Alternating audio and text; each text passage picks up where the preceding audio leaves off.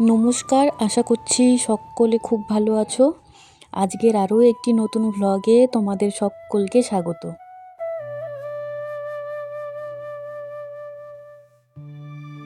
আজকে মঙ্গলবার, সকাল এখন প্রায় 8টা।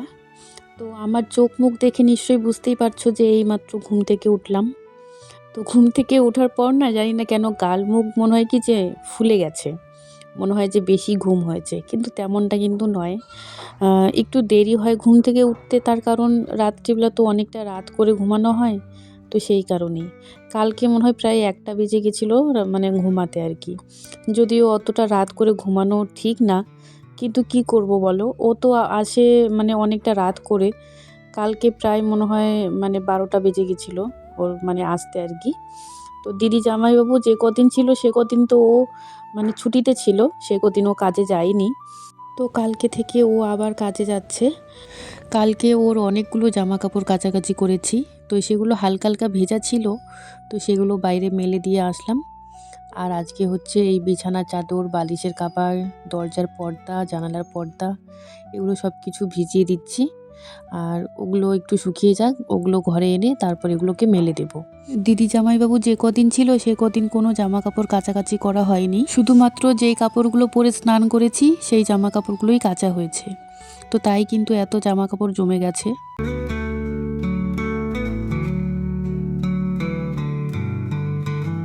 তো চলো, জামা কাপড়গুলো তো ভিজানো হয়ে গেল। স্নান করার আগে কাপড়গুলো কেচে মেলে দিয়ে তারপর স্নান করব। তো চলো এবার ঘরে যাই। আজকে সকালবেলা আর চা বানাবো না, আজকে সকালে করব বিটের শরবত। তো এই বিটগুলো এনেছিল আমার জামাইবাবু, তো এনেছিল মনে হয় ওই হাফ কিলোর মতো। তো সেখান থেকে হয়তো 2টো না 3টা একদিন মানে শরবত করে খাওয়া হয়েছিল সবাই মিলে, আর বাকি বিটগুলো রেখেই গেছে। তো শুধু শুধু এত দামের জিনিস আর নষ্ট করে লাভ নেই। তো আজকে তাই মানে আমিও শরবত করছি। সেদিন তো দিদিকে দেখেইছি আমি যে ও কীভাবে শরবতটা করেছে, তো সেইভাবেই আজকে করব। তবে সেদিন দিদি চিনি ছাড়া করেছিল, তবে আমার বর আবার বলছে যে ও চিনি ছাড়া খাবে না, অল্প হলেও ওকে মানে চিনি দিয়ে শরবতটা বানিয়ে দিতে হবে। তো প্রথমে তো আমি ওই নুন দিয়ে বানিয়ে নিয়েছি, তারপর ও বলছিল যে চিনি ছাড়া খাবে না। তো তাই মানে বাধ্য হয়ে আমাকে 1 চামচের মতো চিনি দিতে হয়েছিল। তাও পরে বলছিল যে চিনি কম হয়েছে, আর একটু চিনি দিলে ভালো হতো।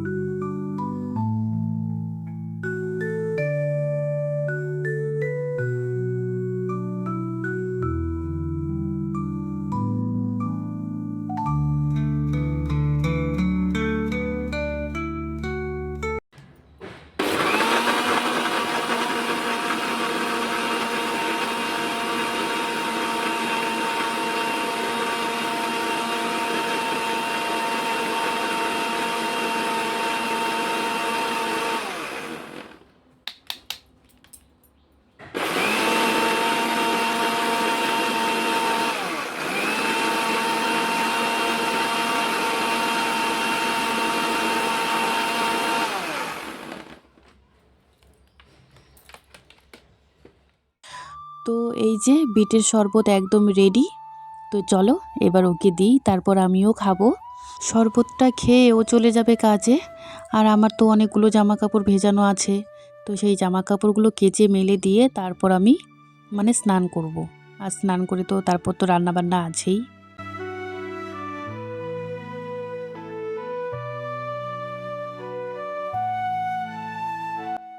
এখন প্রায় 12টা মতো বাজে। আমার কিন্তু স্নান হয়ে গেছে। আজকে তো পুজো করব না, আজকে যেহেতু সমস্ত কিছু কাচাকুচি করলাম, কালকে থেকে পুজো দিতে পারবো। তো এখন হচ্ছে রান্না বান্না বসিয়ে দেব। তো প্রথমে ভাতটা বসাই, তারপর সবজিগুলো রান্না করব। তো আজকে হবে ওই মানে ডিমের ঝোল করব। তবে ডিম মানে গোটা গোটা ঝোল করব না, ডিমটা অমলেট করে তারপর আলু টমেটো দিয়ে রান্না করব, যেটাকে বলে অমলেট কারি। গোটা গোটা ডিম সেদ্ধ করে ডিমের ঝোল করলে আমার আবার অতটা পছন্দ হয় না, কিন্তু অমলেট কারি করলে বেশ ভালো লাগে খেতে।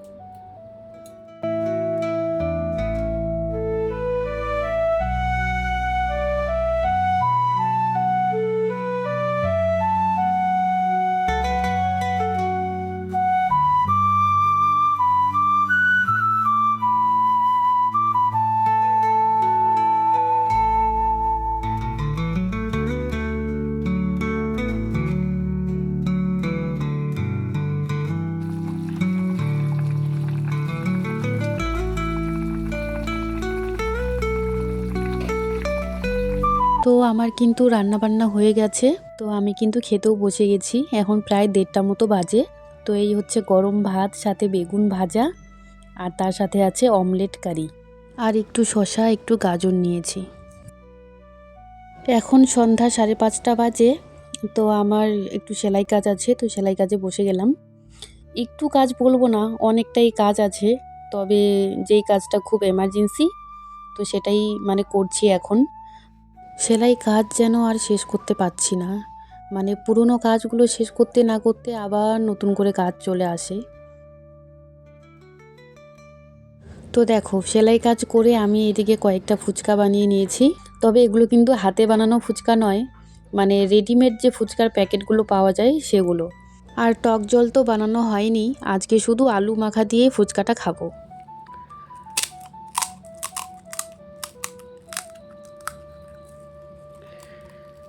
তো চলো, আজকের মতো ভিডিওটা এই পর্যন্তই। সবাই ভালো থাকবে, সাবধানে থাকবে। আবারও দেখা হবে নেক্সট একটা ভ্লগে। তো চলো, টাটা।